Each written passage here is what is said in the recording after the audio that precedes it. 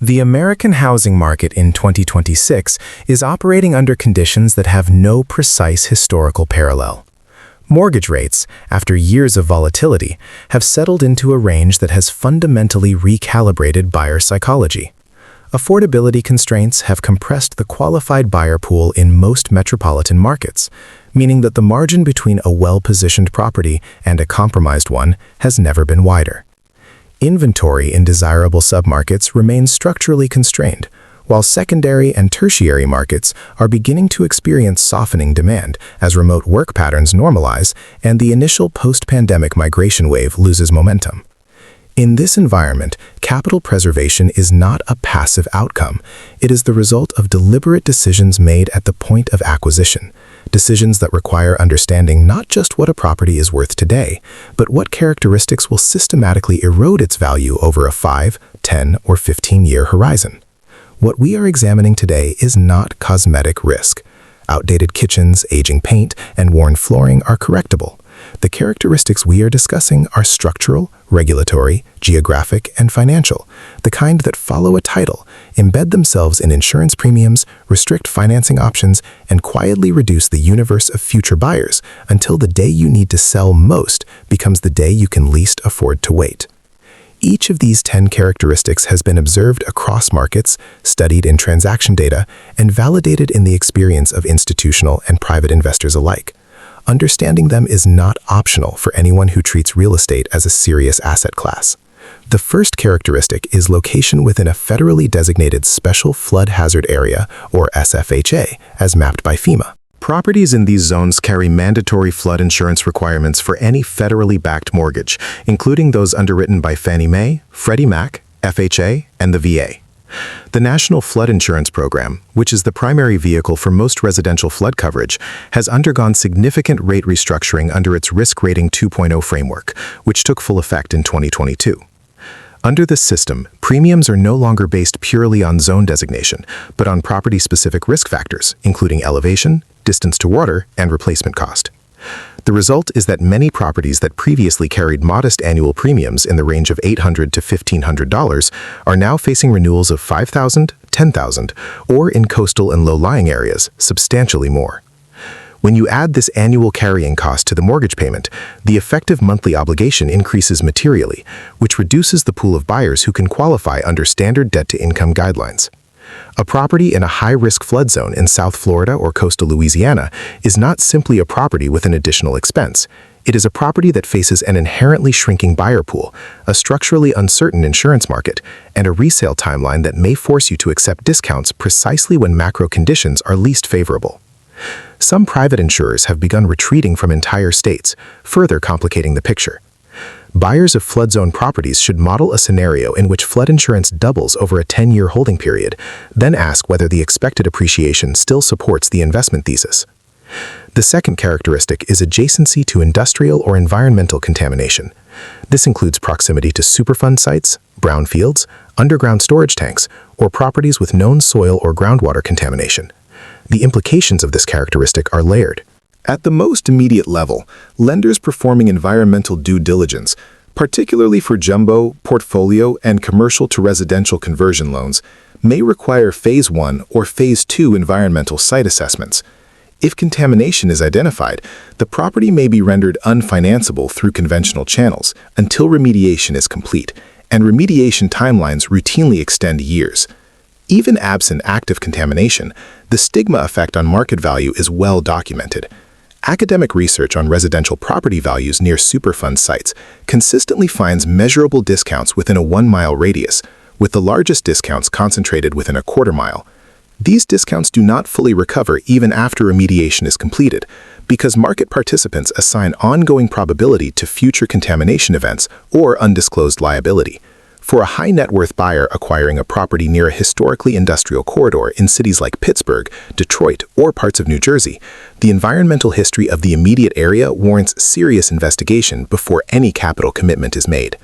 The third characteristic is a highly irregular or non-conforming lot configuration. Properties with flag lots, narrow, long corridors, extreme slope conditions, unbuildable portions, or irregular shapes that create setback conflicts are consistently more difficult to finance, insure, and resell.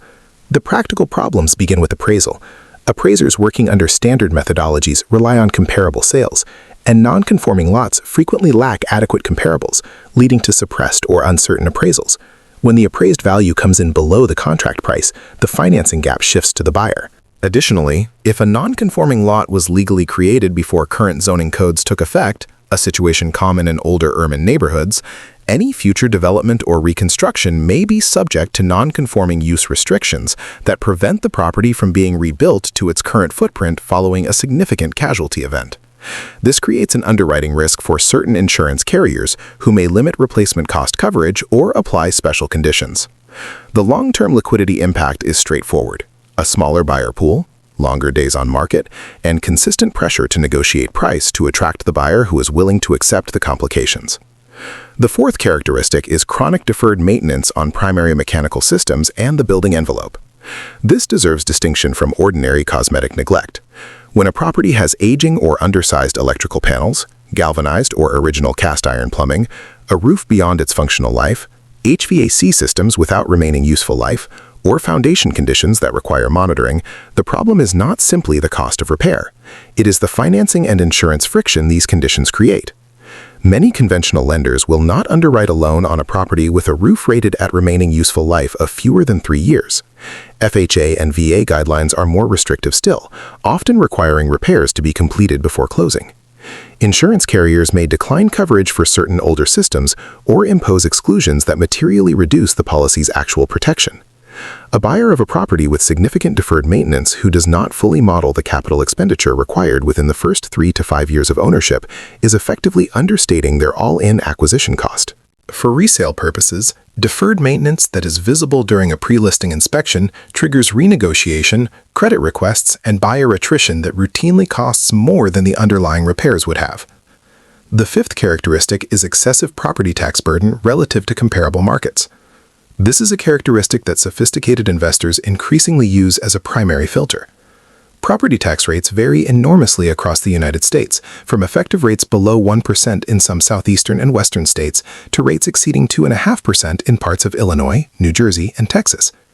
In absolute dollar terms, a $4 million property in a suburban Chicago county paying an effective rate of 2.5% carries a $100,000 annual tax obligation before any other carrying cost. This has two distinct consequences. First, it structurally impairs demand from buyers financing the acquisition because property taxes are included in the PITI calculation that determines debt-to-income ratios. At current mortgage rates, a $100,000 in annual property tax is equivalent from a debt-to-income perspective to carrying an additional $1.5 to $2 million in mortgage principal. Second, in markets where tax rates are high and state revenue needs are not declining, buyers must underwrite the risk of future reassessment and rate increases. The migration patterns of the last several years, which have redirected net population flow from high-tax to low-tax states, reflect a market that is pricing this risk with increasing precision. Properties in high-tax jurisdictions without compensating lifestyle or employment anchors face structural headwinds that compound over a long holding period. The sixth characteristic is location within a homeowners association that is financially distressed or operationally dysfunctional. This is an underappreciated risk that is particularly relevant in condominium markets following the tragic collapse in Surfside, Florida in 2021 and the subsequent changes to Florida condominium statutes that are now influencing legislative discussions in other states. An HOA that has failed to fund its reserves adequately, deferred maintenance on common elements, or accumulated unpaid assessments from delinquent owners is a financial liability for every unit owner. Lenders financing condominium acquisitions are required under Fannie Mae and Freddie Mac guidelines to evaluate the financial health of the HOA as part of the underwriting process. A project with reserves funded below the threshold required by agency guidelines, or with a material number of delinquent owners, or with litigation pending against the association, may be placed on a restricted or unavailable list, which effectively eliminates conventional financing for buyers of units in that building. Once financing is restricted, the only buyers are cash purchasers, and cash buyers in a restricted building apply a discount commensurate with the risk they are absorbing. For owners trying to exit, this is a transaction that can take a year or more to close at a price meaningfully below what an unrestricted comparable building would command. The seventh characteristic is proximity to high-tension power transmission lines, cell towers, or industrial wind turbines. The academic literature on the price effects of these features is consistent in direction, if variable in magnitude. High-tension transmission lines running along or near a residential property create visual and perceived health stigmas that reduce demand among a segment of buyers. Studies across multiple markets have found discounts ranging from 5 to 15% for properties within a quarter mile of high-tension lines, with the discount attenuating as distance increases. Cell towers mounted on or immediately adjacent to residential structures create similar challenges. The more recent and acute issue involves industrial wind developments in rural ex-urban markets. Research published in the last several years, including analysis of transactions in areas near large-scale wind installations in the Midwest, has found measurable negative impacts on rural residential values, particularly for properties from which turbines are visible. The key dynamic here is that these characteristics are largely permanent. Transmission infrastructure is not being relocated. Wind developments are operating under long-term power purchase agreements. The buyer who acquires a property with these adjacencies must hold it with the understanding that these features will be disclosed, scrutinized, and priced by every future buyer in perpetuity. The eighth characteristic is a constrained or deficient septic system. In markets where municipal sewer service is unavailable and individual septic systems are required, the age, capacity, design, and regulatory compliance of the system are determinative factors in both financing and insurability. Many states have adopted Title V or equivalent inspection requirements that mandate evaluation of septic systems prior to sale or upon expansion of the structure. A system that fails or is rated marginally passing creates immediate and material risk. Replacement of a conventional septic system ranges from $15,000 to $40,000 in most markets. Engineered systems designed for difficult soils or high water table conditions can exceed $100,000. Lenders are increasingly requiring evidence of septic function before issuing commitments on rural and ex-urban properties, and properties with failing or uncertain systems may not qualify for USDA rural housing loans, which serve a significant portion of the buyer pool in those markets. For buyers acquiring properties as country estates or investment holdings in rural areas, the capital expense risk embedded in aging or undersized septic infrastructure must be quantified before acquisition, because it is a deferred obligation that will become apparent to the next buyer regardless of how the transaction is structured. The ninth characteristic is a floor plan configuration that is fundamentally misaligned with current demand. This is not a matter of dated aesthetics, but of structural market dynamics. The American buyer profile for mid to high-value residential properties has shifted materially over the last decade. Primary bedroom suites on the main floor have become a prerequisite in markets where buyers aged 50 and above constitute a large portion of demand, which is to say, most suburban markets in most major metropolitan areas. Multi-generational living configurations with secondary kitchenettes or accessible ground floor suites have moved from niche amenity to mainstream expectation in markets with significant Asian, Hispanic, and South Asian buyer populations. Properties with single-car garages, minimal storage, or bedroom-to-bathroom ratios that do not meet current expectations face consistent headwinds in the resale market, regardless of other quality attributes. The reason this rises to the level of structural risk is that floor plans cannot always be corrected. A home with a primary bedroom accessible only by stairs, a single-car garage and a household of 2 cars market, or a kitchen that is functionally isolated from primary living areas may require structural modification to compete. Modification that is expensive, may not be permitted under current zoning, and may not yield dollar-for-dollar value recovery.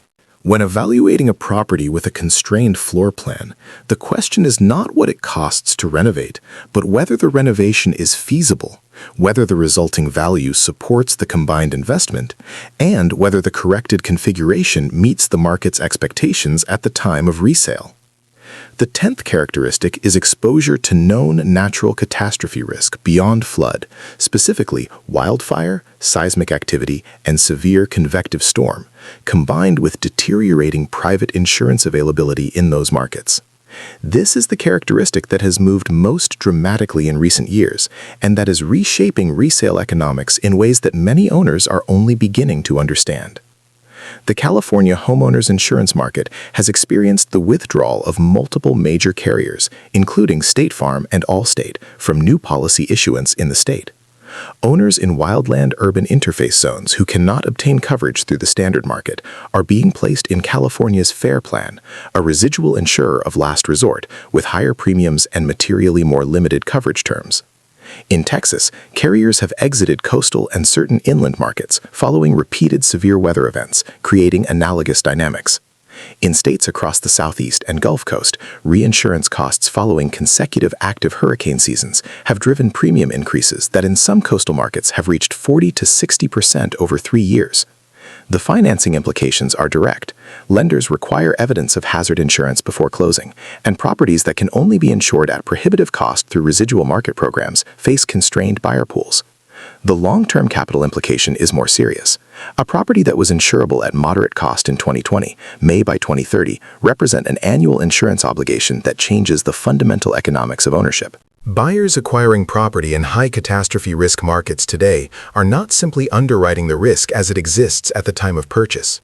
They are acquiring exposure to the trajectory of insurance market dynamics that are, by nearly every informed projection, moving in an unfavorable direction. The framework for preserving capital over a 10-year horizon in the current environment is built on one principle that supersedes all others. The characteristics of a property that reduce buyer demand do not become less consequential over time, they compound. A property in a flood zone facing rising NFIP premiums will face higher premiums in year 10 than in year 1. A condominium in a financially distressed HOA will face a larger deferred maintenance liability in year 10 than in year 1. A property in a high catastrophe risk corridor will face a more constrained insurance market in year 10 than in year 1. This compounding effect means that the risk embedded in the characteristics we have discussed today does not merely reduce the price at which you sell, it reduces the certainty that you can sell at all within an acceptable time frame when circumstances require it. Serious investors and buyers in the upper tiers of the market should approach every acquisition with a resale underwriting standard that is as rigorous as their acquisition underwriting. That means modeling not just current carrying costs, but the trajectory of those costs. It means identifying the full population of qualified buyers for a given property and stress testing what happens to that population under adverse financing conditions. It means conducting title, environmental, and zoning diligence not as a formality, but as an investment risk process. And it means understanding that in a market where the qualifying buyer pool is structurally smaller than it was 5 years ago, the properties that will maintain liquidity and value are those that have no unnecessary complexity, no embedded liability, and no characteristic that reduces the number of buyers who can and will compete for them. Capital in real estate is not lost all at once. It erodes, quarter by quarter, carrying cost by carrying cost, until the day arrives when you need to transact and the market tells you what those characteristics were always worth.